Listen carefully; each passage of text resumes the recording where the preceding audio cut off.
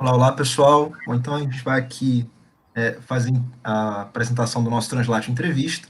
Hoje a gente tem o prazer de estar aqui com o professor Hilário Franco Júnior, professor aposentado da Universidade de São Paulo, autor de diversos livros, entre eles o influente manual Idade Média e Nascimento do Ocidente, além de diversos outros, como A Eva Barbada, Os Três Dedos de Adão, que são tão influentes na historiografia sobre a Idade Média no Brasil. Então, professor, a gente separou aqui algumas perguntas que a gente queria fazer para o senhor, numa perspectiva de fazer uma reconstrução de uma espécie de memória do campo da história medieval. E o senhor foi uma peça importante na formação e consolidação desse campo no Brasil. Então, é um pouco nesse sentido que a gente vai perguntar algumas coisas para o senhor. Então, eu queria passar a palavra para o Tiago, que vai encaminhar a nossa primeira questão. Bom, primeiro, reforçar o agradecimento pela sua participação, professor. É uma honra estar recebendo o senhor aqui no Translate Entrevista. E aí, uma das primeiras questões que talvez seja muito genérica, talvez já tenham sido feitas milhares de vezes a você, seja como é que começou esse seu interesse por Idade Média. Eu lembro que o Legoff se ocupava muito em responder isso, por exemplo. O próprio Dubin, em algum momento, escreve um livro para poder dizer, comecei por assim, assado. E talvez seja legal para o nosso público saber um pouco como começou esse seu interesse. Se puder responder para a gente, muito obrigado. Bom, eu que agradeço a vocês, Eduardo, Tiago, pelo convite. É um prazer sempre poder trocar algumas ideias aí sobre a nossa área comum, né? Cada um com a sua idade, cada um com a sua experiência, mas é sempre uma troca, né? Com certeza também vou sair ganhando com coisas para pensar, para rememorar, né? Então, por isso que eu agradeço o convite. Agora, a tua pergunta, Tiago, é complicada. É complicada pelo seguinte, ao contrário do que normalmente, imagino, aconteça, não teve nenhum evento marcante que tenha me apaixonado pela Idade Média. Né? Você citou o Legoff, por exemplo, ele, criança, não lembro mais com que idade, leu Walter Scott, Ivanhoé e outros títulos, e teve um coup de foudre, ficou apaixonado pela Idade Média. Né? Uma Idade Média romanesca, na cabeça de uma criança, mas foi um ponto de partida. Comigo não existiu nada semelhante. Tá? Para começo de conversa, uma confissão que nem sei se deveria fazer, mas eu sempre fui um aluno, olha, na melhor das hipóteses, medíocre, tá? Em todas as disciplinas, inclusive história. Tá? Tinha nenhum interesse especial por história. Na hora de fazer a faculdade, não sabia o que fazer, porque nada me interessava particularmente. Alguns amigos foram fazer administração de empresas. Aí eu fui junto. Aquela coisa de adolescente que sempre está acompanhando os outros. Né? Então, vocês vão lá? Deve ser uma boa, também vou. Né?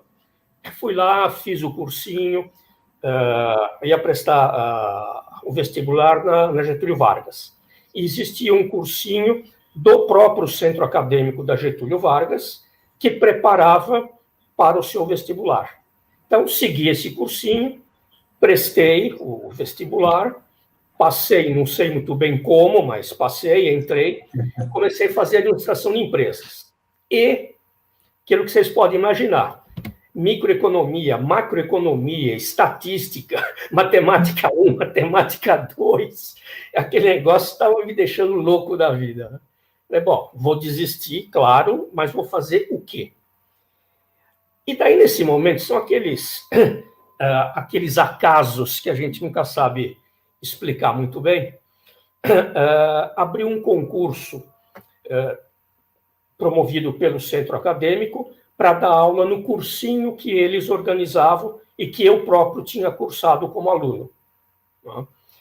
Porque o que acontecia? Quem dava aula eram alunos da Fundação Getúlio Vargas. Quando a pessoa se formava e saía para o mercado de trabalho e de administração, Então, eles faziam um concursozinho interno para pegar um outro aluno, tá, que se dispusesse a dar aula numa disciplina que ele tinha mais facilidades, tá, que ele gostasse mais, que ele soubesse um pouco mais. E naquela ocasião existiam apenas matemática, português, inglês, história do Brasil e história geral. Eram só 5 disciplinas do vestibular, da Getúlio Vargas. E nesse momento eu abri o concurso, nem me lembro para que disciplinas, mas tinha lá história geral no meio. História não é tão chato assim.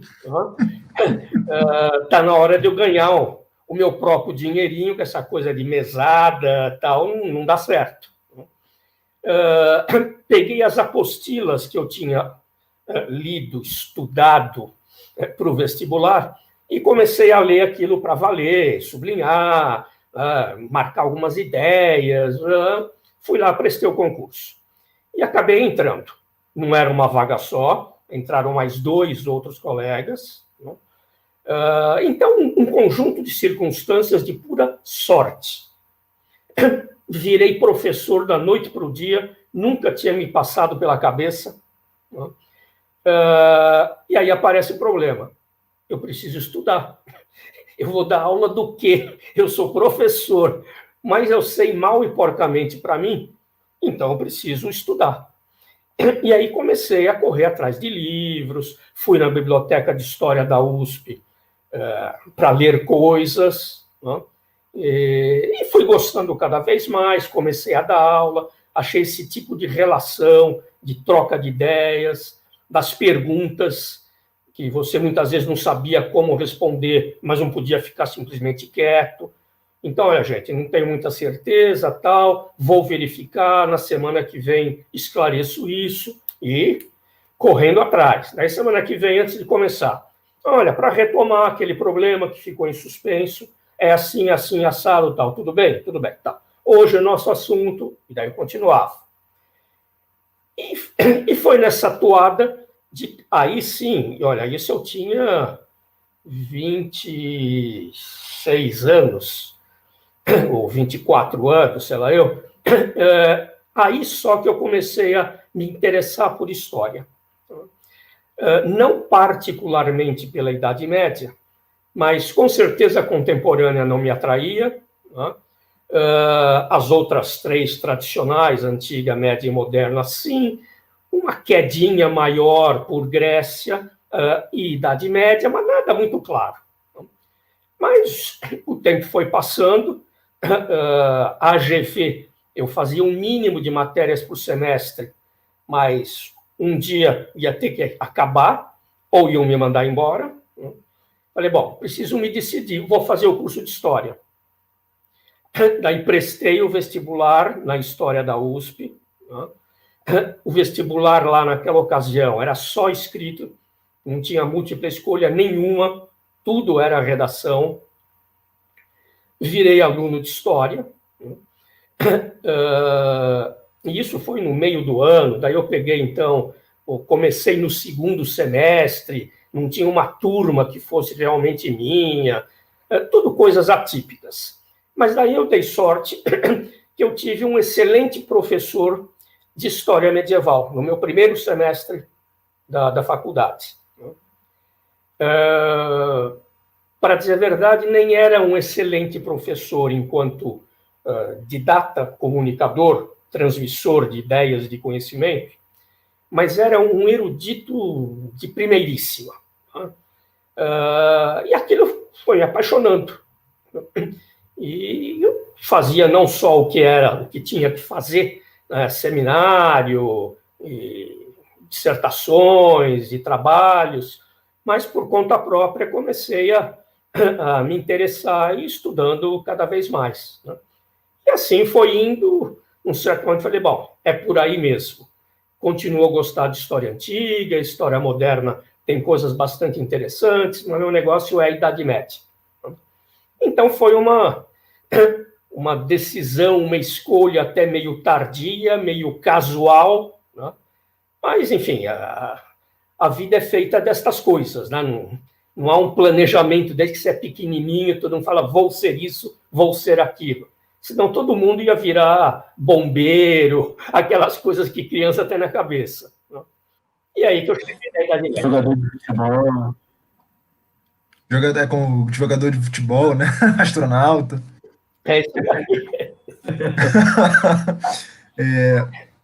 Professor, obrigado pelo compartilhamento dessa narrativa tão pessoal, né? Foi bem interessante. E aí, uma outra questão, né? O senhor já está nessa disciplina há muito tempo, já tem uma grande experiência, e agora vive na Europa, então tem muito contato com a historiografia europeia. E aí a pergunta é a seguinte: o senhor acredita que existe algum tipo de especificidade da história medieval produzida no Brasil? Produzida por brasileiros? Alguma coisa assim, em relação à historiografia europeia? Tá. Olha, é uma pergunta difícil de responder por duas razões. A primeira, quando estamos muito mergulhados numa coisa, nós temos, por incrível que pareça, mais dificuldade de ver esta coisa, de entender esta coisa.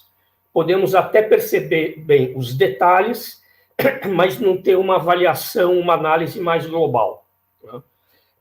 Se me permitirem um exemplo bobo, mas uma coisa de sala de aula, mas que esclarece bem o que eu quero dizer.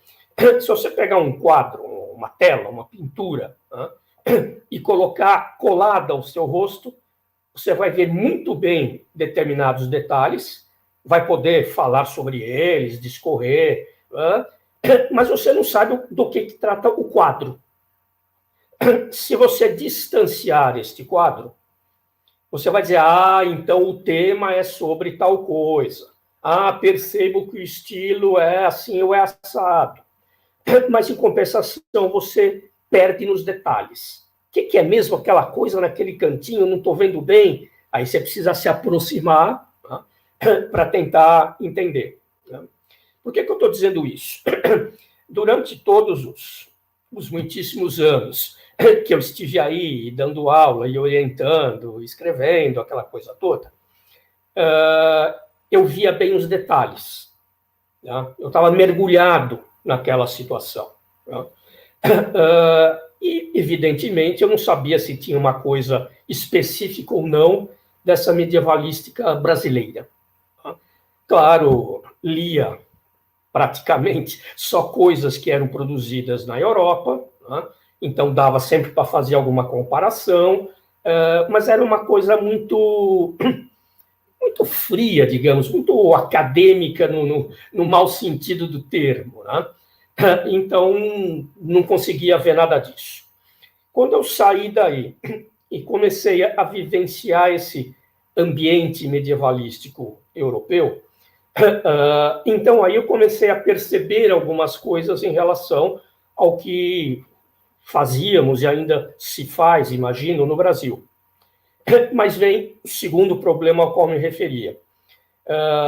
Passei a ter essa visão global, mas perdi os detalhes. Perdi os detalhes quer dizer, eu não converso mais com as pessoas. Eu não sei mais o que as pessoas estão desenvolvendo como tema de dissertação, de tese. Não vou mais em reunião da ABREM, da ANPU.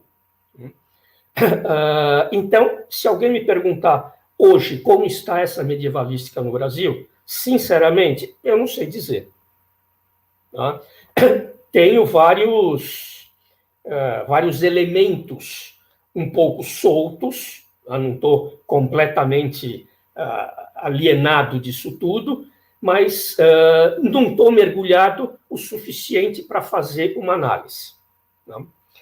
E a hora que você fez a pergunta, Eduardo, me veio à cabeça a observação de um colega, o Joseph Morcel, que é um francês, professor da Sorbonne, que fala português muito bem, porque ele deu aula no Belém do Pará, na Aliança Francesa, não sei quanto tempo, e um grande historiador. E uma vez ele me disse, olha, eu achei que isso era algum congresso, algum encontro no Brasil, foi lá, comprou uma pilha de livros e conversou com um monte de gente. E meses depois, na França, conversando, ele falou, olha, eu imaginei que eu fosse descobrir lá no Brasil, com material comprado no Brasil, uma medievalística específica, própria, e isso estava me interessando muito. Como é que do Brasil se olha para a Europa de muitos séculos atrás? E, no entanto, e aí ele fez aquela cara assim, desiludida, desanimada, vocês fazem o que a gente faz. Então, o enfoque, aparentemente, coloco isso de maneira provisória, é o mesmo ou é muito parecido. O que faz todo sentido, porque a formação dos professores, dos futuros professores, é a europeia. A pessoa começa a fazer o doutorado, bolsa, quer dizer, não estou falando hoje que a coisa está caótica, mas, enfim, até pouco tempo atrás, bolsa, vem para a Europa, geralmente para a Europa, e passa 2 anos, 3 anos, 4 anos, muitas vezes defende a bolsa na Europa, a tese na Europa, volta para o Brasil, e aí vai esperar um concurso, aí vai se tornar professor em alguma universidade. Então, na verdade, ele é um medievalista brasileiro, mas, intelectualmente falando, europeu. Então, não sei se há uma especificidade da medievalística brasileira. Talvez haja em certos temas, em certos interesses, o que é uma coisa meio natural, por acaso, até por circunstâncias, deve fazer 1 mês, 2 meses, eu não sei mais, acabou saindo um artigo meu, numa publicação junto com o Mário Jorge, aliás, em que eu estou falando do Brasil. É um tema brasileiro que eu tento analisar com um olhar medievalista e descobrir a Idade Média dentro daquela coisa. Então, isso acontece, mas estruturalmente, não sei se há essa especificidade. Não sou a melhor pessoa para responder com convicção, com firmeza, com conhecimento de causa, mas aparentemente não. Perfeito, obrigado. Bom, muito obrigado, professor, pela resposta. Assim, Claro. ainda que seja, como o senhor falou, uma visão de longe, é uma, digamos assim, um panorama que é partilhado por outros medievalistas, pelo que a gente tem escutado. Né? De qualquer maneira, isso me remete a uma outra questão que tem aparecido para a gente nos últimos anos, é que essa história da Idade Média, né, ela tem passado por muitas transformações, o giro linguístico, o chamado giro espacial, a era digital, né, o boom de ferramentas digitais que agora a gente tem para realizar essa pesquisa. E aí uma coisa que me vem à mente é como o senhor avaliou, se é possível, ou se já fez isso, esse impacto que teve essas transformações no estudo da Idade Média. E aí eu estou pensando nos próprios temas que o senhor trabalha e trabalhou e ainda trabalha sobre a Idade Média, o quanto esses giros, né, impactaram no seu trabalho, de certa forma. Olha, Tiago, o historiador, vocês sabem muito bem, não é só o medievalista, qualquer historiador, ele é, em primeiro lugar, um homem do seu presente, porque ele é um homem. Então, ele está ancorado num presente, ele sofre as vicissitudes do presente, ele age de alguma forma, em maior ou menor medida, sobre o presente, lança sobre o passado, inconscientemente, na maior parte das vezes, olhares que são do presente, como se fosse buscar no passado resposta para determinadas inquietudes e interesses do presente. Então, é lógico que, por causa disso tudo, o presente sempre impacta o historiador. O quanto impacta depende do perfil pessoal, depende do contexto nacional e acadêmico em que ele esteja trabalhando. No meu caso, nunca fui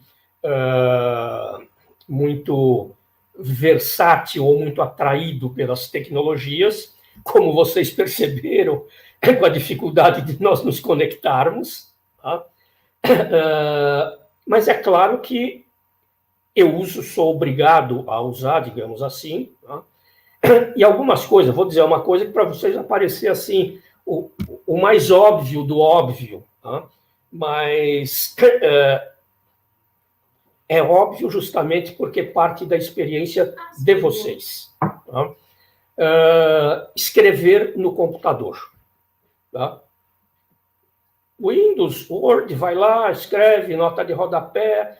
Olha, isso vocês não imaginam o impacto que teve para mim. Claro que isso já faz, sei lá, 40 anos, 30 e poucos anos. Porque antes, quando eu começava a escrever, era máquina de escrever. Tá? Então, imagine a dificuldade, por exemplo, de notas de rodapé. Tá? Então, você girava o papel lá para cima, escrevia parêntese, fecha o parêntese, é a nota 1, e daí você redigia. Enrolava o papel de novo e continuava a redigir. Tá? Lá para frente, quando você ia fazer uma revisão do trabalho, você fala, aqui eu preciso incluir uma nova nota. Isso era o famoso método, é curioso como a terminologia entra para a informática, né, do recortar e colar. Então, numa outra folha de papel, eu redigia a nova nota, recortava literalmente com tesoura, colava com tubinho de cola, tá, naquele lugar que me interessava, era obrigado a renumerar todas as notas seguintes. Tá? Era uma coisa estúpida, tá? Uma coisa pré-histórica, olhando com os olhos de hoje. Imagine o atraso disso. Tá? Então, o que você ganha tempo, a facilidade que te dá a informática é extraordinária. Tá? A internet, que durante muito tempo eu resistia, além dos e-mails pessoais, com amigos, essa coisa toda, você está à distância, se comunica, né? Mas a pesquisa por internet. Né? Eu resistia, mas fui percebendo, por circunstância, quer dizer, em um determinado momento tem uma greve, a biblioteca está fechada, preciso terminar aqui um texto. Vamos ver se existe isso, né, na internet. Vai lá, até que existe, que interessante. Tá? Então, imprimia, tá? Porque homem do papel, de eras passadas. Então, precisava ler no papel, tá? Sublinhando, rabiscando. Tá? Mas isso me mostrou que eu podia achar muita coisa. Depois eu descobri que tinha muito mais coisa do que eu imaginava. Que as grandes coleções, a Patrologia, a Monumenta, está tudo na internet. Tá? E é muito mais prático você manusear isso na internet. Monumenta são aqueles volumes, vocês conhecem, enormes, pesados, difíceis de manejar, de manobrar. Né? Então, comecei a usar e uso muito. Tá? Continuo a gostar de biblioteca física. Espaço da biblioteca, todos aqueles livros em volta, levanta, vai, pega, folheia, bota no lugar, folheia, leva para a mesa. Né? Mas, sem dúvida, a informática é de um auxílio extraordinário. Tá? Não sei fazer, não consigo fazer, as coisas que, por exemplo, o Gabriel faz, né, o Gabriel Castanho faz, do lidar com esse material de uma maneira informática, submetê-la a um tratamento, né, informático, ou algoritmo, sei lá eu o quê, né? Enfim, é uma coisa que sofistica muito a pesquisa. Tá? Não sei se é para todo tipo de pesquisa que isso é viável, é possível, é interessante, né? Mas em vários casos, sim. Né?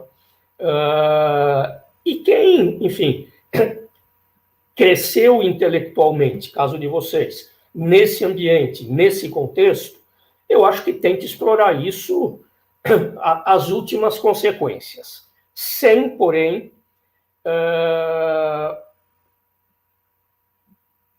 esquecer que esse mundo, talvez um pouco antiquado, do livro papel, da biblioteca física, etc. e tal, continua a ser importante, pelo menos num aspecto. É aquilo que o Legoff informalmente chamava de vagabundagem intelectual. O que é a vagabundagem intelectual? Você vai na biblioteca com a tua listinha, tem meia dúzia de coisas que você precisa olhar, conferir uma citação, procurar uma informação, vai lá, em 2 horas você resolveu isso. Em vez de ir para casa, ou para a praia, já que vocês estão no Rio, começa a girar pelas estantes, sem um roteiro, sem uma finalidade precípua, pré-definida. Tá? E não é nas estantes de história, é de tudo de ciências humanas. Tá? Vai lá, puxa um livro, você nem leu a lombada, você puxa um livro, não, isso é geografia física, não me interessa, bota lá. Esse autor aqui eu já ouvi falar, nunca li nada dele. Deixa eu dar uma olhadinha. Nesse tipo de coisa, que é o garimpar, realmente, você faz centenas, milhares de vezes, mas você vai achando pepitas.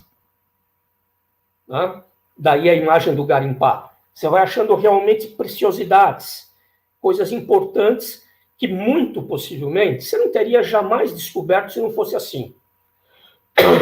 Ou são obras consideradas ultrapassadas, coisas do século XVIII, XIX, autores que são mal vistos por uma questão ideológica, por uma questão metodológica, coisas que acabaram de sair e que, por isso mesmo, no seu ambiente de amizade, ou mesmo de sala de aula, é um livro ou um tema que ainda não foi levantado, não foi discutido. Não quer dizer que essa vagabundagem intelectual não possa ser feita com o nosso amigo Google. Sobretudo para quem tem muita tarimba nesse tipo de coisa. Sabe como perguntar, como chegar, como de um link passa para outro. Mas eu tenho a sensação, pode ser uma sensação viciada, muito pessoal, mas eu tenho a sensação que isso na biblioteca física é mais fácil. Enfim, eu acho que temos que estar atentos e saber utilizar a modernidade, sobretudo para gerações mais recentes, mas até porque somos historiadores, não virar as costas para métodos e locais do passado. Perfeito, professor. Muito obrigado. E é interessante que mesmo para nós, assim, a maneira como a gente lida para buscar essas coisas, quando eu entrei na graduação e agora, quando eu defendi o doutorado, já tinha se transformado 20 vezes. E isso é impressionante, a velocidade com que isso acontece. Mas é muito, muito interessante também ver esse relato, né? Eu lembro que quando eu estava na graduação, eu li aquele trechinho aquele livro do Humberto Eco, Como Fazer uma Tese, e aí esse processo de cortagem e colagem que o senhor acabou de descrever. Mas, enfim, então o senhor é um pesquisador que tem uma enorme experiência, né? Publicou uma série de obras, enfim. Eu queria perguntar para o senhor se era possível o senhor fazer um balanço intelectual da sua trajetória, das trajetórias de pesquisa que o senhor desenvolveu, desde logo que você formou, até o doutorado e até os temas mais recentes que o senhor vem trabalhando. Ok. Grandes linhas, para não ser cansativo, né? O começo, Eduardo, eu acho que é um pouco aquilo que conversávamos agora há pouco da medievalística brasileira, né? Aquela tendência, sobretudo anos atrás, de trabalhar com um tema que estivesse acessível na biblioteca da faculdade. E não à toa, não sei, um percentual muito alto de teses até X tempo atrás, era sobre história da Península Ibérica. Uma certa facilidade de língua, uma certa acessibilidade maior a livros e artigos sobre Portugal e Espanha. E comigo não foi diferente. Fui fazer uma tese ligada a peregrinações a Compostela, discuti o feudalismo castelhano, que me parecia ter certas especificidades. Por circunstâncias, tive que fazer isso sem a orientação de um especialista, porque aquele grande professor meu na graduação, Pedro Macir Campos, com quem eu ia fazer a pós-graduação, já estava combinado, ele acabou falecendo antes disso, antes de começarmos a trabalhar no plano de pós-graduação. Então, por várias circunstâncias ali acadêmicas, de departamento, aquelas coisas todas que vocês conhecem bem, eu acabei fazendo com uma grande historiadora, Maria Luísa Marcílio, mas que é especialista em demografia histórica. E, portanto, ela muito pouco pôde me ajudar, tecnicamente falando, sobre história medieval. Me dava alguns toques preciosos sobre como fazer uma tese, como encaminhar um determinado problema, pense assim, pense assado, mas foi uma coisa meio sozinho, o que teve, obviamente, um custo de desgaste pessoal, de lacunas, de fraquezas do trabalho, mas era o que dava para fazer. Então, começando com a Península Ibérica. Península Ibérica, na verdade, Espanha. A partir daí, talvez eu tenha ficado um pouco cansado da história ibérica, pela minha experiência pessoal e porque eu olhava em volta e todo mundo só fazia isso praticamente. Você contava pelos dedos quem trabalhasse com Inglaterra, França, Itália, Alemanha, ninguém, Europa Oriental, nada. Falei, bom, quero outras coisas. Mas que outras coisas? Como eu não conheço, não posso dizer vou estudar França. Eu preciso ter um conhecimento melhor para fazer a escolha. Na verdade, nós só gostamos de alguma coisa, desde pessoas até comida, até temas intelectuais, por comparação. Ou então corre-se o risco de ser um gosto disso muito frágil, porque você só viu aquilo. Então comecei a fazer leituras variadas fora da Península Ibérica. E nessas leituras variadas, eu comecei a perceber que havia uma série de denominadores comuns. A França, a Itália, a Inglaterra, a Alemanha, lá para o norte mesmo, Escandinávia, nunca me arrisquei muito, só leituras secundárias, mas percebendo que havia um denominador comum, eu me coloquei a questão, por que você vai se especializar num país ou numa região de um país? Você vai conhecer bastante aquilo, mas o que é que aquilo deve ao seu entorno? E o que o entorno foi ou não influenciado por aquilo? você vai continuar sem saber.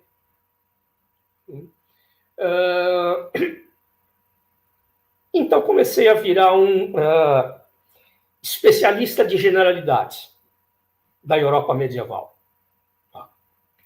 geograficamente falando. Temporalmente falando, século XI a XIII sempre me atraiu muito mais. Consciente que não podia deixar de conhecer um pouco o que vinha antes, porque esse 11-13, esse presente 11-13, era decorrência de um passado, né, do século III até chegar ao XI. E muitos dos processos e dos fenômenos históricos do XI ao XIII, obviamente, não se encerravam ali. Ninguém chegou em 1300 e falou, bom, agora acabou tudo aquilo, começamos uma vida nova.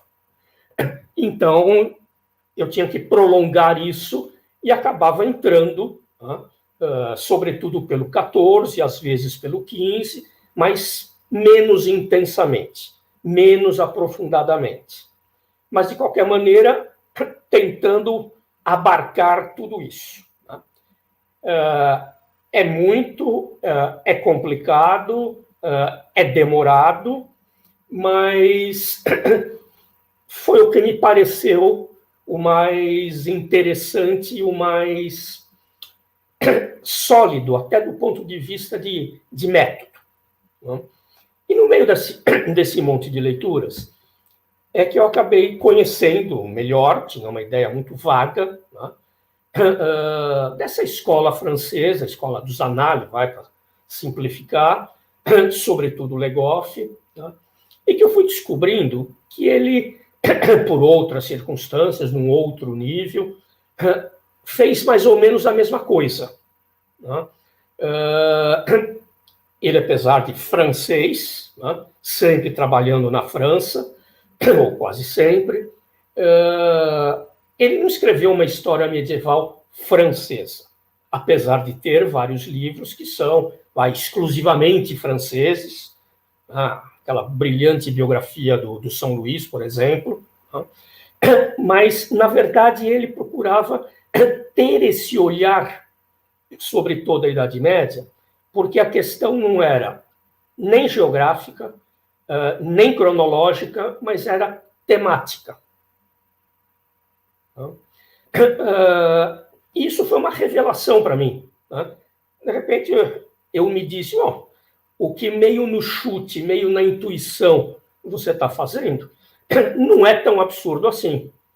Então, ganhei mais confiança para continuar por aí.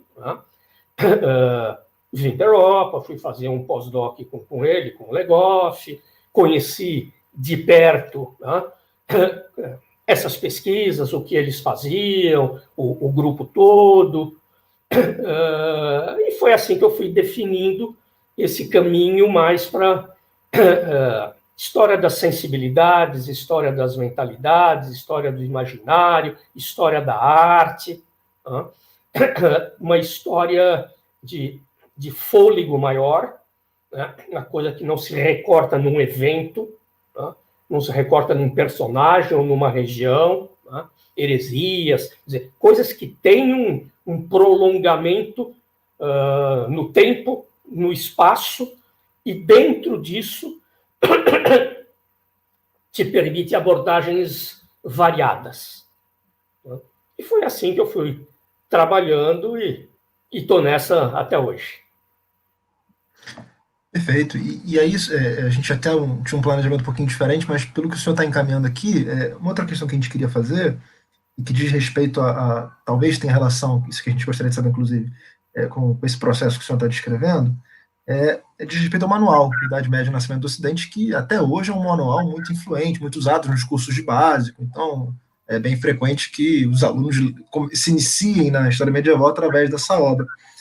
Então, perguntar para o senhor se esse manual se insere nesse processo de pesquisa mais alongada, né, mais, de escopo mais amplo, se isso está dentro desse processo. E a outra questão é se esse manual foi publicado originalmente em 1989 e depois foi uma segunda edição de 2006. Né? Não sei nem se já teve outra edição, que o Thiago mostrou uma edição agora que eu acho que é mais recente ainda. E se hoje, né, depois de tanto tempo, essa é antiga, se hoje, depois de tanto tempo, se o senhor escreveria alguma coisa diferente nesse manual, se o senhor teria outro encaminhamento. Tá. Primeiro, só um parênteses. Ô, Tiago, essa edição é muito antiga. Essa edição eu comprei quando eu estava começando a graduação. Na verdade, eu li 2 livros no início da minha graduação. Então, de certa forma, contribuiu muito para eu ter estudado Idade Média. Um foi esse livro, que eu estava meio nesse processo que você falou de vagabundismo intelectual. Eu estava num sebo, olhando, falei, legal isso aqui e tal, vou levar para mim. E acabei lendo. E o outro foi a sua tese de doutorado, que eu também li, que defendia a ideia de um fio do clericalismo e tal. Mas, enfim, é bem antiga mesmo. E quando eu cheguei na aula, todo mundo com uma versão diferente, eu falei, opa, tem alguma coisa errada. É brincadeira. Mas, Eduardo, respondendo a tua pergunta, a construção desse manual foi se dando em função desse processo que eu dizia agora há pouco. Tá? O que eu via dos manuais era aquela coisa mais do que clássica, né? Então, começa lá na invasão bárbara e vem vindo cronologicamente, tem um item França, tem um item Itália, tem um item não sei o quê, e assim vai seguindo linearmente do começo ao fim da Idade Média. E apesar de existirem trabalhos louváveis com essa estrutura, né, ela não me satisfazia mais. Né? Então, quando veio o convite de escrever uma coisa assim, manual, eu falei, não, quero fazer uma coisa um pouco diferente. Né? Já conhecia, claro, o manual do Legoff, né? Aquele calhamaço, né? Brilhante, né? Brilhante até porque, se a gente prestar atenção, o número de teses e de livros e de pesquisas que foram posteriormente desenvolvidas, sobretudo pelos discípulos direto dele, né? Aqueles que defenderam tese com ele, né? Como Jean-Claude Schmitt, Michel Pastoureau, etc., você vai ver que tudo está ali. Tem um parágrafo que ele fala de cores. Isso alimentou a carreira inteira do Pastoureau. Ele fala ali, saiu mais um parágrafo ou uma página sobre gestos. Jean-Claude Schmitt vai fazer um livro sobre isso. Fala sobre fantasmas. O mesmo Jean-Claude Schmitt vai fazer um outro livro sobre isso. Então, o manual não precisa ser forçosamente um livro quadrado, um livro limitado, um livro burro, meramente descritivo. Então, eu pensei nessa estrutura que vocês conhecem. Nem sempre isso foi bem entendido, bem aceito.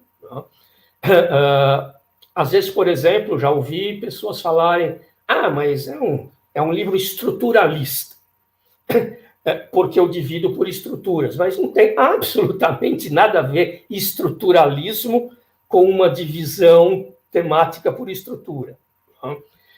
Mas me pareceu que essa divisão te permite recompor tanto o cronológico quanto conhecer o temático.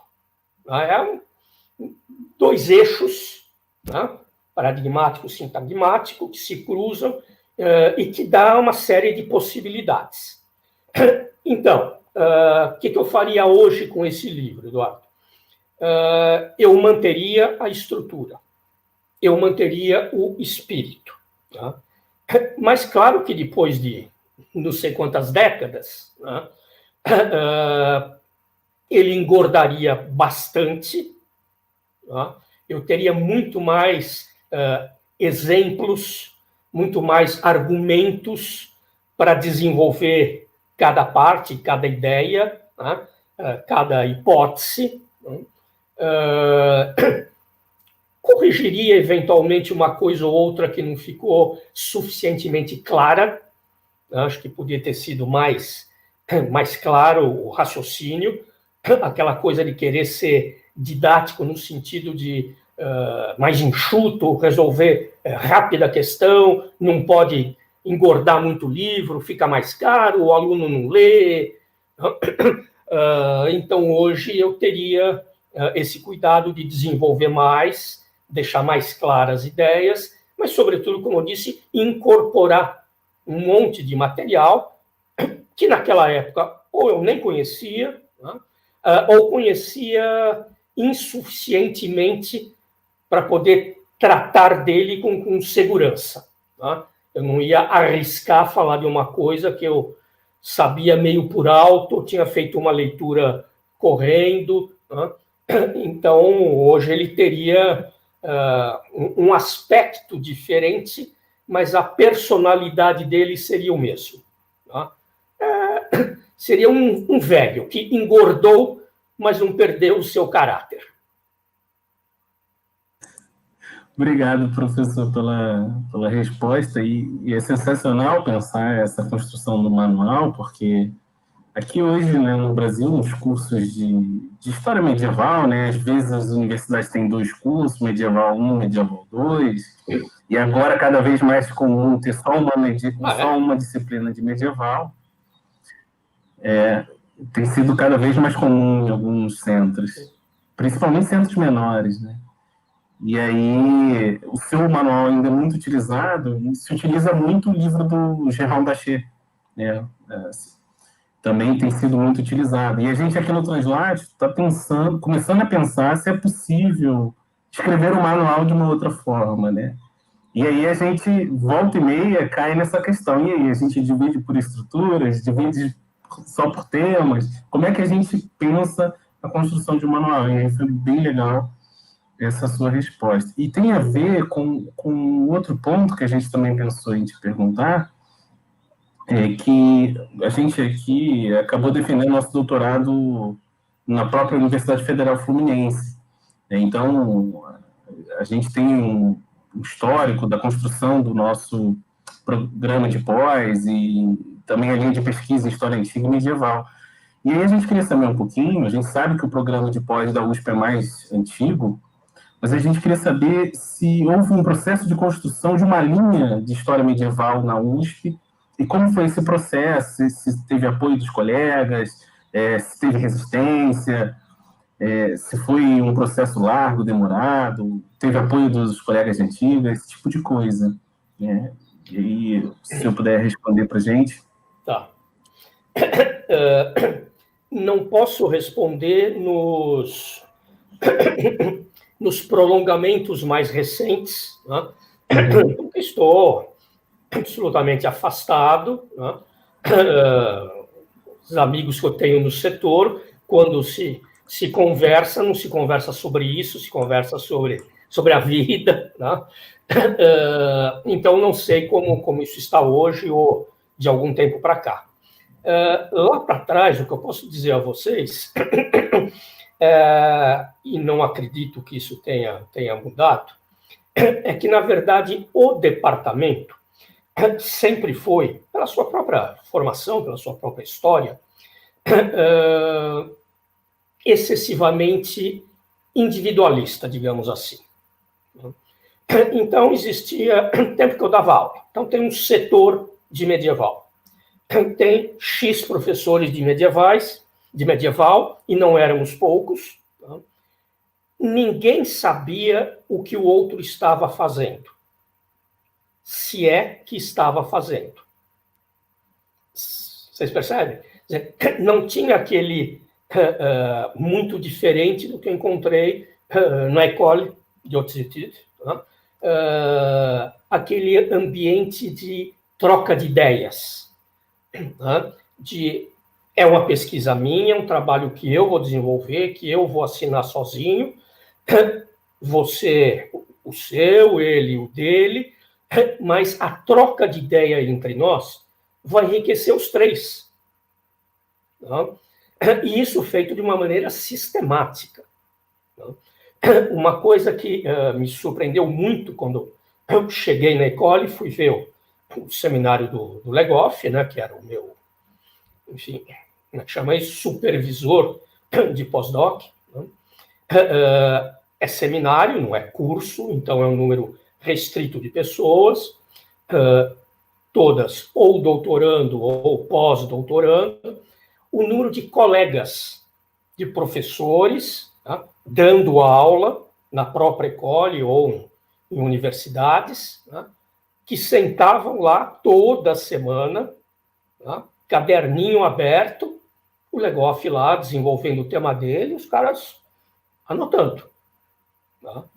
Daí terminava, tinha um debate, sempre deixava-se uma meia hora final para debate, tá, que é outra coisa que me surpreendeu no começo. Eu via as perguntas, né, e falavam, bom, não é possível, tem algum problema. Né, esse cara tem uma bronca lá em relação a quem está expondo. Isso não era só com o Legoff, né? Mas não, era aquele entusiasmo, sabe? Aquela gana de querer conhecer, discutir, ouvir um contra-argumento. Né? Na USP, no departamento de História, na minha época, né, não era assim. Era realmente isolado, cada um para o seu canto, fazendo as suas coisas. Né? E a formação e o desenvolvimento dos setores de pós, história econômica e história social, foi meio por aí. Tá? Vocês vejam que os próprios rótulos história econômica e história social, excessivamente amplos, excessivamente vagos, tá? E que já há muitos e muitos anos deixam de fora, tá, várias áreas que têm, por razão institucional, de se acoplar ou aqui ou ali. Tá? Então, eu ia dar os meus cursos sobre os meus temas, tá? História das mentalidades, utopias, essa coisa toda, história social. Claro, é história social, mas não é história social no sentido que tinha sido pensado quando foi criado esse setor, esse programa de pós-graduação. Tá? Mas é uma situação, enfim, é a decorrência da própria história do departamento. Imagino que isso, mais cedo ou mais tarde, vai ser repensado, vai ser modernizado, tá? Mas claro que esses processos sempre criam resistência, tá? Resistência até compreensíveis. De um lado é um certo comodismo de alguns, de outro os cursos prontos, tá? Que são apresentados de tempos em tempos, até atualizados no conteúdo, na bibliografia, mas cujo espírito, tá, cuja estrutura, cuja finalidade, tá, é a mesma há muitos e muitos anos. Tá? Então, mudanças assim institucionais são sempre complicadas. Tá? Ouço dizer que isso não é o caso da minha universidade, tá? Mas as instituições, quaisquer que sejam elas, tá? As políticas, inclusive, como a gente vê muito bem em todo canto, tá? São paquidermes, elas se mexem muito lentamente, elas reagem muito mal a tentativas de enquadramento ou deslocamento de direção. Tá? Mas, enfim, depende sempre do quê? Dessa geração, a de vocês, tá? Que está chegando com o gás todo, com a motivação toda, tá? Com novas ideias, tá? De tentar sacudir isso. Tá? Sempre vai encontrar apoio de alguns professores abertos o suficiente, tá? Caso do Mário Jorge, e certamente existem outros, tá? Mas também vai ter a resistência de outros colegas que não, deixa assim, tá bom, Não? Mas, enfim, é um processo histórico e tem que ser encarado. Bom, professor, muito obrigado pela sua resposta. E essa questão de departamento, instituição, de fato, tem suas diversas matizes, né? E aí, em relação mais especificamente à história medieval, recentemente, e com certeza o senhor tem acompanhado isso, a Idade Média vem à tona de novo a partir de seus usos políticos, né?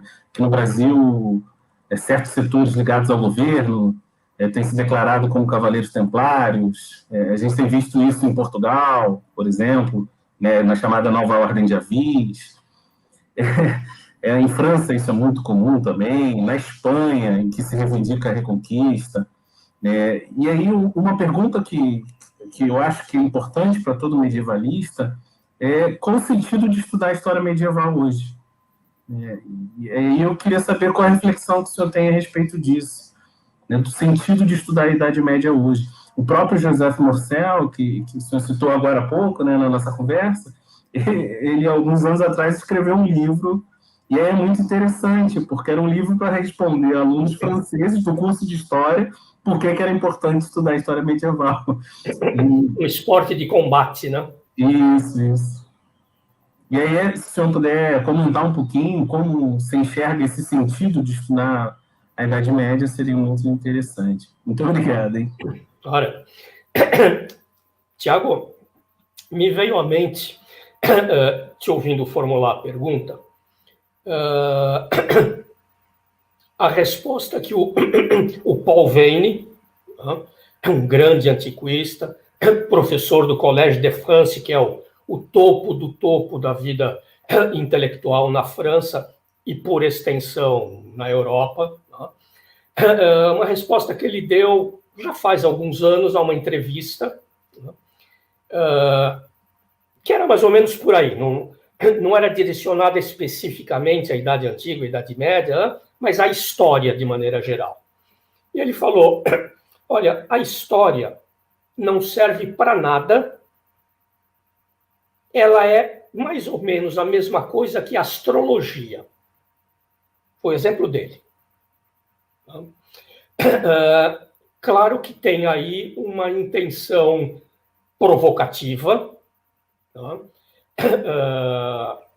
na linha de coisas que ele fez antes. Ele tem aquele livro que vocês certamente conhecem, questões metodológicas, teóricas, muito importantes, né? Como se escreve a história. Mas, deixando de lado, dando um desconto dessa provocação, que também tem a ver com o mundo acadêmico francês, com outras questões que não cabe aqui agora, é importante a gente pensar que não dá para ficar nas antiquíssimas formulações do Cícero, formulações retomadas pelo Beda, pelo Voltaire, etc. e tal, de que a história é a mestra da vida na formulação do Cícero, ou é importante que os homens, que os príncipes, diz o Beda, leiam história para saberem melhor agir. Esse lado pragmático da história, tem que saber história para saber como viver e como fazer as coisas funcionarem, é alguma coisa que não dá mais para se aceitar atualmente. Mas também não se pode pensar à la Paul Veyne, que não serve para nada. Como olhar, então, para a história, ou mais especificamente para a história medieval? Primeiro, eu acho que há sempre uma relação, falávamos isso aí no começo da nossa conversa, do homem, qualquer homem, não necessariamente um historiador, do homem com o passado.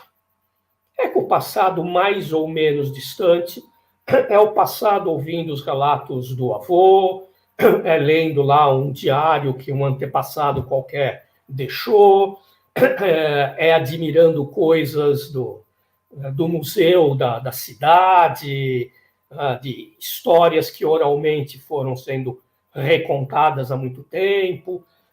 Sempre temos vínculos com o passado. Nós não surgimos do nada, obviamente, né? Nem em termos biológicos, mas nem em termos culturais. Né? Estamos aqui a conversar, estamos a relembrar uma coisa, né? Uma língua, né? Que tem séculos e séculos e séculos, com todas as transformações pelas quais passou, vem passando, vai passar, mas que nos relaciona fortemente com o passado. Né? E assim, praticamente, com tudo com que nós formos pensar. Né? Claro que, na maior parte das vezes, nem temos consciência disso, nem nos preocupamos com isso, né? Mas eu estou aqui com o meu óculos, né? Que se não fosse a Idade Média ter inventado, talvez eu tivesse escrito metade do que eu escrevi por pura dificuldade prática, né, de poder ler, de poder escrever.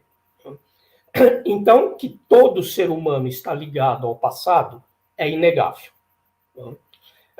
Qual é a importância disso? É a importância de ajudar a construir a nossa própria identidade. É um passado, mas não é um passado qualquer. Tá? É um passado que facilmente eu tomo consciência dele, conversando com os pais, com os avós, com tios mais velhos, essa coisa toda, mas é um passado que a gente vai observando em objetos, tá? Em determinados fenômenos. E esse passado ajuda a nos entendermos. Por que eu sou assim?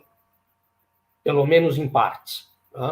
Se eu não tivesse nascido nesse país, nessa cidade, nessa família, se eu tivesse nascido do outro lado do oceano, noutra família, noutra cidade, com outra língua, etc. e tal, eu seria igual? Na verdade, não seria eu, no sentido de como eu me conheço e os outros me veem. Eu seria uma outra entidade, com outras características, tá? Com um outro passado. Portanto, se eu sou como sou, é porque eu tenho o meu passado pessoal e o meu passado social. Então, precisamos do passado para nos conhecermos um pouco menos mal. Se isso é verdade para um indivíduo, é com mais razão, ou deveria ser com mais razão, para as sociedades. E é por isso que as sociedades que têm essa questão da identidade razoavelmente bem resolvida, estudam história, valorizam história. As sociedades que não têm isso muito claro, ou que têm marcas, ou que têm traumas, né, lidam mal com a história. Tendem a renegar a história de alguma maneira. É como a história trazendo à tona problemas do passado. Né? E com aqueles desejos que, de um lado psicológico, se entende, mas, de um lado racional, são absolutamente estapafúrdias, de negar o passado. Então, há uma forte discriminação racial nos Estados Unidos? Sim. Temos que entendê-la, temos que combatê-la como for possível, sabendo que o processo é lento, que não é por 2 ou 3 decretos ou meia dúzia de manifestações que isso vai se resolver, tá? Mas vai derrubar a estátua. Vai derrubar a estátua do Colombo porque ele perseguia índios. Sabe? Não faz sentido nenhum. Você tem que entender um processo histórico, os homens dentro do seu próprio momento, o que aquilo significava, e saber que os valores de hoje não eram os valores de antigamente. Então, em nome da liberdade e da igualdade, o que acaba se fazendo muitas vezes são processos absolutamente autoritários de querer que o Colombo tivesse pensado, agido e vivido como eu penso, ajo, vivo e acho que todo mundo devia fazer. Não é possível. Tá? Por um historiador, isso é mais fácil compreender. Tá? Mas se a história fosse bem ensinada, fosse alguma coisa disseminada na sociedade, poderia contribuir para esse bem-estar psicológico e social da sociedade. Não estou falando nenhuma panaceia, nenhuma coisa que vai resolver o problema de nenhuma sociedade, mas alguma coisa que, ao longo de décadas e décadas e séculos, pode vir a ter um sentido positivo para as sociedades. Mas, mais especificamente, que é o que você perguntou, Idade Média no Brasil. O Brasil não teve Idade Média. Então, famosa e antiga discussão. Tá? Então, primeiro, tem que retomar desde o começo. O que é Idade Média? Idade Média é um período do tempo que vai daqui, século V a XV, para ficar com aquelas balizas tradicionais. Então, o Brasil não teve Idade Média, porque foi descoberto a partir daí. Mas pode-se entender Idade Média de uma maneira tão rasteira, de uma maneira tão simplificada como essa? Parece-me que não. Idade Média talvez seja... é um rótulo, como todo rótulo, ele é pobre, mas seja uma maneira de designar um certo conjunto de comportamentos, de crenças, de vivências, de organizações, de instituições que prevaleceram do 5 ao 15, mas que não surgiram do nada no 5º e não desapareceram de repente no 15. Se pensarmos nesse sentido mais arejado e mais amplo, nós vamos ver que essa Idade Média, nesse sentido, ela esteve ou está presente no Brasil até agora em muitas coisas. Tem um ensaiozinho que eu fiz, que talvez vocês conheçam, sobre as raízes medievais do Brasil, que justamente a ideia é essa. Dialogar com o grande pequeno livro do Sérgio Buarque, pequeno do tamanho, mas ele é genial, sobre as raízes do Brasil, mas que me parece peca pelo fato de não ver realmente as raízes do Brasil. Ele vê o Brasil árvore feita a partir de 1500. Mas toda árvore tem raízes, tem uma história, e ela está presente de alguma forma na aparência desta árvore, no vigor ou fraqueza da árvore, no tipo de ramos que tem essa árvore, no tipo de folhas ou de frutos que ela dá. E, portanto, é uma posição muito pessoal, mas eu acho que a Idade Média está presente no Brasil. Temos que mudar grande parte dessas coisas que são medievais e estão no Brasil de hoje? Possivelmente. Mas, de novo, aquilo que eu falei para os Estados Unidos vale para o Brasil. Não é só saindo na rua e protestando ou legislando que isso vai ser feito. O ponto de partida é a conscientização desses elementos, como eles se prolongaram, como eles puderam chegar até hoje, e serem considerados normais por um monte de gente, para termos a possibilidade, isso não é matemática, não é certeza, mas termos a possibilidade de, num determinado futuro, que não é o de vocês, que são jovens, não é o dos filhos de vocês, talvez não seja dos netos de vocês, mas se começar com vocês, lá para frente, um dia, vai poder ser diferente. Vai poder ser apenas um tema intelectual, e não uma vivência, que de alguma maneira é o grande drama do Brasil. Quer dizer, essa medievalidade viva. Não é só isso o país, mas também é isso, e isso cria um certo número de problemas sérios.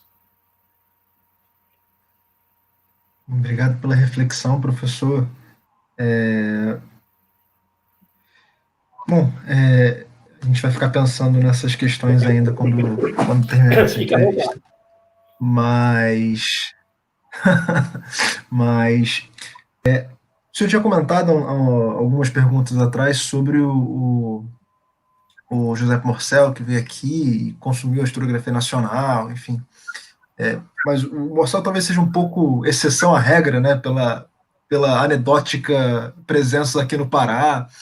Então, o que eu queria perguntar para o senhor, e justamente para o senhor mais uma vez estar na Europa e talvez estar dialogando mais a miúde, dialogando, quando digo pessoalmente mesmo, né, com historiadores franceses, historiadores europeus, em Portugal, enfim. Você tem percebido uma transformação desde que o senhor começou a carreira para hoje, no sentido da produção nacional ser consumida pela historiografia europeia, ou ainda acha que há uma certa distância, né? A gente ainda produz e essa produção não chega ou não interage de maneira plena com a historiografia europeia? Hoje ela pode chegar justamente para a questão informática. Então, o cara vai no Google, academia, aquela coisa toda, e fica se conhecendo estes artigos escritos por brasileiros, tal. Mas é uma parte só da produção, mas, sobretudo, não é o chegar, é o ser assimilada ou ser discutida ou ser respeitada ou criar um diálogo. E aí eu acho que a tendência é a zero, ou quase isso. Primeiro tem uma questão linguística. Se excluirmos Portugal, evidentemente, na Inglaterra, na França, na Alemanha, na Itália, poucos vão se dispor a ler um texto em português sem saber sequer se lhe interessa mesmo, se é bom mesmo ou não, ou mesmo depois que souber, bom, esse autor é interessante, é importante e tal. É um esforço ao qual eles não estão acostumados, o esforço desta língua especificamente. Então, isso cria uma outra barreira. Se o historiador brasileiro estiver escrevendo em línguas de maior difusão intelectual, e com a internet permitindo esse acesso, então, eu acho que pode e gera, em alguns casos, um conhecimento, uma discussão, um diálogo. Mas que tende a se manter ainda por um X tempo indeterminado, um contato um pouco desigual. É assimétrico, entendeu? Quer dizer, ninguém diz isso claramente, nem todos pensam assim, mas, enfim, Idade Média teve aqui. A Idade Média eu vejo desde criança, saio de casa, dou de cara com a Notre Dame ou com uma outra igreja qualquer, vou no museu com a escola desde que tinha 6 anos de idade, blá, blá, blá, blá, e vocês aí têm esse contato com a Idade Média mais artificial, né? Mais acadêmico, mais através de livros, uma descoberta que foi feita já adulto, não é uma Idade Média incorporada, né, nos brasileiros. Então, essa assimetria pesa até que o indivíduo prove que ele tem coisas a dizer e tem coisas importantes a dizer. A partir desse momento, o europeu, de maneira geral, tem uma abertura muito grande, tá, para reconhecer, para aceitar, tá, para trocar ideias, tá, mas tem um tempo, entendeu? Os ritmos sociais, não só acadêmicos, os ritmos sociais são diferentes. Tá? Assim como no Brasil, duas pessoas se conhecem circunstancialmente em algum canto. Meia hora depois estão tomando um cafezinho. E uma hora depois estão combinando de jantar na semana que vem e troca telefone, e-mail, mas não sei o quê. Com o europeu é outra coisa. É sempre muito respeitoso, muito mais do que nós somos aí, de maneira geral, mas tem um tempo, tem um ritmo, até chegar ao cafezinho, até chegar ao jantar muito mais, tá? Até ter essa intimidade no trato, tá? O se chamar de tu. Tá? Para nós, todo mundo é você, tá? E aqui não, né? Aqui é o vu, os te, tá? Tem essa distância, lá para frente passa para um tratamento mais próximo, mais íntimo. Tá? São ritmos diferentes das sociedades, tá? E esses ritmos repercutem no da vida acadêmica. Então, não tem, de forma geral, talvez porque ainda os historiadores brasileiros, eu falo numa generalidade, é claro, né, mas tem, como sempre, várias exceções, não tenham podido se aproximar realmente, né, ser escutado, né, em termos acadêmicos para o trabalho dele. Mas mais cedo ou mais tarde isso vai acontecer. Né? Há uma diferença enorme de qualidade de formação entre a Idade Média, na época que eu era estudante na graduação, e o que é hoje. Quer dizer, hoje não é exatamente hoje, mas, enfim, até algum tempo atrás, a possibilidade de bolsas era muito grande. Tá? As bibliotecas universitárias ainda são, pelo que eu conheço, estou bem ultrapassado nas informações, continuam a ser fracas no Brasil, mas são muitíssimo melhores do que eram na minha época. Mas muito, muito melhores. Os professores que deram aula a vocês já tiveram uma formação melhor, transmitiram coisas melhores, mais sólidas, né, a vocês, e assim a cada geração acadêmica, quero crer, vai havendo um ganho de qualidade. Né?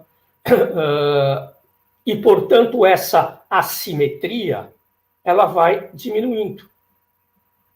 Tá? Vai chegar um momento que seremos, brasileiros e europeus, tá? Efetivamente companheiros, colegas, tá? No geral, não estou falando casos específicos, tá? O fulano que é amigo do ciclano, tá? Mas genericamente o mesmo respeito que, sei lá eu, o alemão que vem para a França fazer um trabalho, apresentar um trabalho, mesmo respeito que ele recebe, né, e vice-versa, vai o francês para a Alemanha. O brasileiro também terá chegando em qualquer país europeu. Ainda não é exatamente assim, mas já é melhor do que era 20 ou 30 anos atrás. Mas é um processo. É um processo. A historiografia também é história. Ela também tem o tempo dela, tem o desenvolvimento dela. Tá? E isso nós precisamos entender, não apenas criticar, ou não apenas se revoltar, ou não apenas etiquetar, tá, negativamente um certo país, uma certa universidade, né, mas entender esse contexto todo que eu resumi aqui para vocês. Professor, muito obrigado pela resposta. E enquanto você ia respondendo, eu lembrei uma situação, né, que eu e o Eduardo vivemos. A gente, durante o nosso doutorado, teve a possibilidade de passar um tempo na Espanha, numa instituição, né, e um outro doutorando, do Mário, já havia recebido bolsa dessa instituição, tinha ficado um tempo, e o quanto o trabalho sério dele possibilitou a entrada do Eduardo, a minha, e o nosso trabalho potencialmente vai favorecer outros colegas futuramente, né? Quanto esse trabalho duro, sério que a gente tem feito, tem, digamos assim, tirado uma certa desconfiança com os brasileiros. Né? Exatamente. Assim. O caminho é esse, Tiago. O caminho é esse. Aquela coisa de muitos anos atrás, que vinha o brasileiro com a bolsa e mais rodava a bolsa e passeava do que realmente pesquisava e dialogava, esse tempo certamente acabou. Tá? Mas para que essa confiança se instale definitivamente, perenemente, precisa isso que você falou. É aquela corrida, não lembro como é que chama, corrida de relé, em francês, o cara vai correndo, passa o bastão para o que está na frente, corre, passa o bastão para o outro, como é que chama? Revezamento. Revezamento, isso. Revezamento. É isso que vocês estão fazendo, entendeu? Professor, então, está muito bom o papo, assim, mas a gente vai encaminhar agora uma última pergunta, que para a gente é muito importante. Na verdade, eu acho que esse papo poderia gerar uma segunda entrevista sobre outros assuntos que a gente não pôde tratar aqui, que são tão interessantes como, né? Por exemplo, eu li um pouco do seu currículo Lattes e vi que você recebeu um prêmio do São Paulo Futebol Clube, que é um assunto muito interessante para a gente tratar aqui, que não necessariamente tem a ver com a Idade Média, mas tem a ver com a sua trajetória e os livros que você tem escrito sobre a história social do futebol, né? Então, mas esse aí é uma outra conversa. Mas para encaminhar, então, uma última pergunta, a gente queria saber o que o senhor acha que é indispensável hoje para alguém que está lá no início da graduação, querendo muito estudar a Idade Média, mas ainda está naquela situação meio, por onde eu começo, né? O que seria indispensável para esse aluno que está interessado em Idade Média e muito estudar? Olha, Thiago, tem uma coisa, enfim, que não se adquire simplesmente, ou a pessoa tem, ou a pessoa precisa fazer algum esforço nesse sentido, que eu não sei se funciona com o esforço, mas enfim, é o que eu acho, e cada vez mais eu acho isso, hein? É fundamental, não é só para a Idade Média, tá?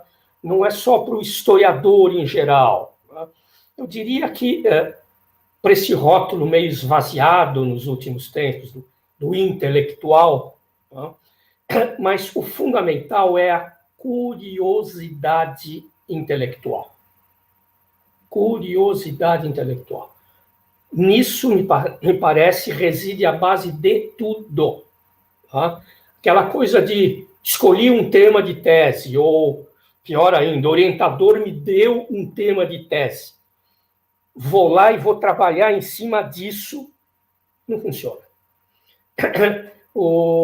Até pode sair um trabalhinho bom, mas eu digo em termos de perspectiva, em termos de formação, em termos de futuro desse indivíduo, me parece muito pobre, muito restrito, vai ficar, sabe, tocando a mesma música quase sempre, variações sobre o mesmo tema. Tá? Mas o que eu estou falando por curiosidade intelectual? Essa coisa de realmente você querer, mas por isso que eu digo, é uma coisa espontânea, você se interessa por praticamente tudo. Bom, mas a minha área é história, exatamente. Mas história, que me desculpem as outras áreas que sempre nos acusaram de um certo imperialismo acadêmico, tá? Mas a história é tudo. Você não pode conhecer a história se não conhecer literatura muito bem.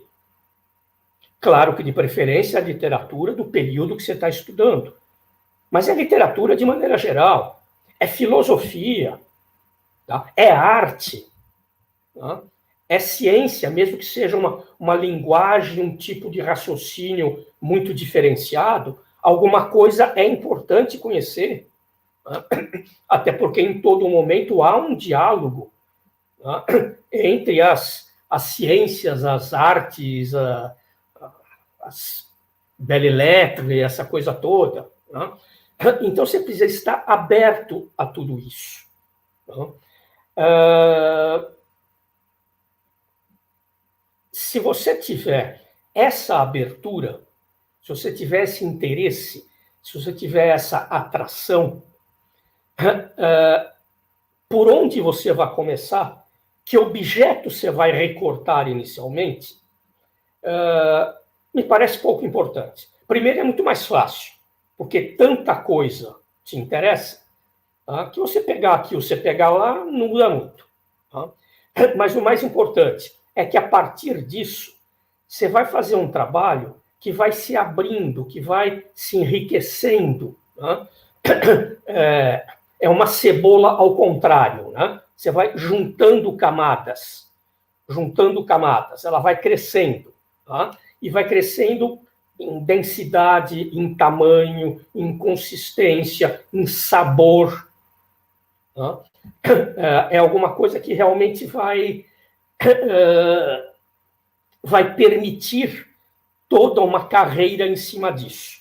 Se você começa com aquele temazinho pequenininho, que é a única coisa que te interessa, ou como eu disse, que foi assoprado para você, a menos que a pessoa ganhe depois essa curiosidade intelectual, eu acho que as perspectivas são pobres. Então, esse eu acho que é o ponto de partida. Muito obrigado, professor. Então, mais uma vez, agradecer o professor Hilário pela disponibilidade de estar aqui com a gente hoje, dessa conversa que foi muito enriquecedora para a gente, e nos despedir de quem acompanhou a entrevista até aqui. Essa entrevista vai estar disponível no YouTube, então é isso, só agradecer quem pôde assistir até aqui, quem ficou com a gente até aqui, e mais uma vez reforçar o agradecimento ao professor Hilário. Sou eu que agradeço, Eduardo. Obrigado, Tiago. Foi um prazer falar com vocês. É sempre interessante essa troca de ideias. Várias das perguntas vão me levar a pensar ou repensar algumas coisas. Eu acho que é um exercício muito importante que vocês estão fazendo. Parabéns pela iniciativa. Obrigado pelo convite e boa sorte a vocês. Então, até logo, pessoal. Tchau, tchau. Tchau, pessoal. Até a próxima.